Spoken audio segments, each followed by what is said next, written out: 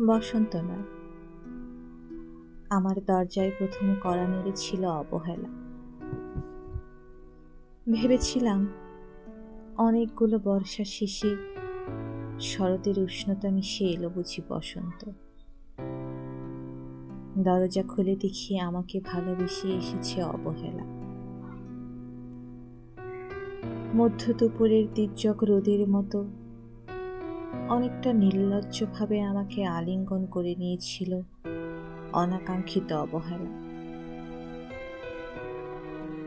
আমি চারপাশে তাকিয়ে দেখেছিলাম আমার দিন দশায় কারো করুণা বা আর্থিক বেঘম ছড়িয়ে আছে কিনা। ছিল না।